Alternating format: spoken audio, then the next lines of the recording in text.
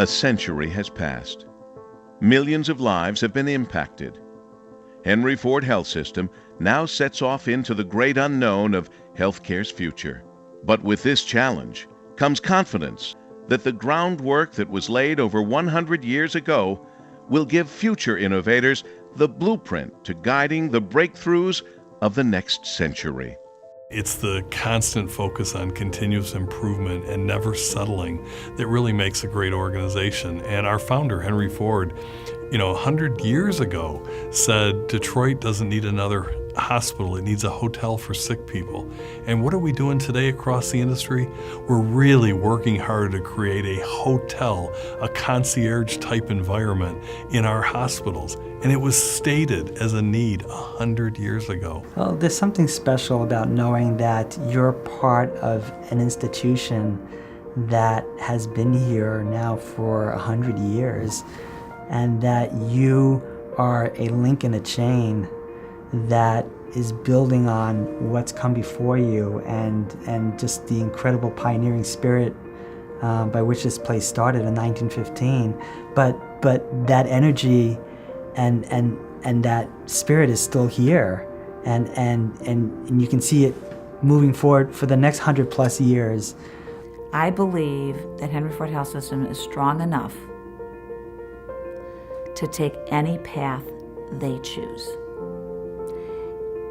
That's a pretty profound statement, because there's not very many systems that I can think of that can control their future.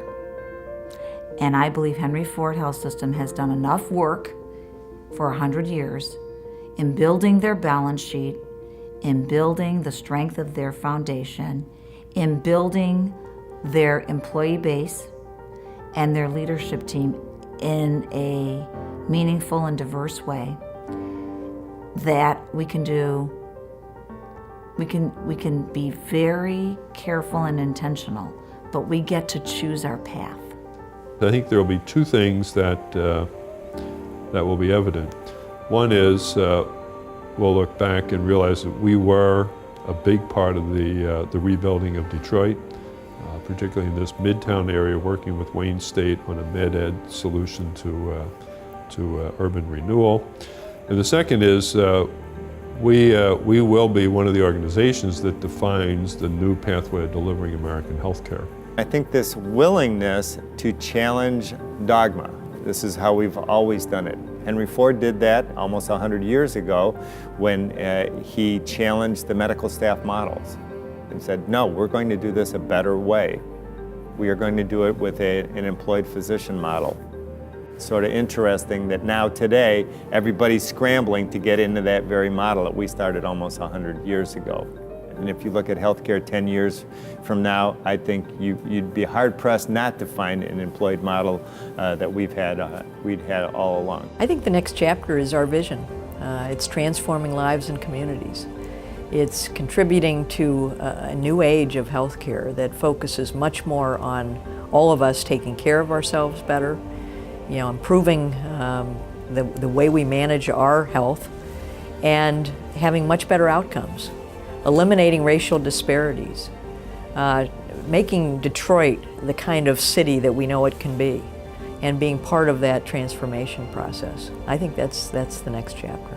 One of the things that excites me about this organization is I think it is most prepared to handle the uncertainties of the future. And that kind of thinking gives me a lot of confidence because, of course, we don't know what the future holds. But I can't think of a better organization that's positioned, equipped, its leadership are prepared to address those uncertainties. The one thing that we cannot lose at Ford, and I don't think we've lost at Ford, is the curiosity to always ask the question, what could it be and how better can it become? And that is a driver for everybody, whether it's a janitor, staff people who deal with making our hospital better looking, to our nurses, to our clinicians, to our assistants, to our leaders. And I think this is now what I see is very exciting at Ford. There's an enthusiasm and an excitement that is very contagious of what could it be for the next 100 years.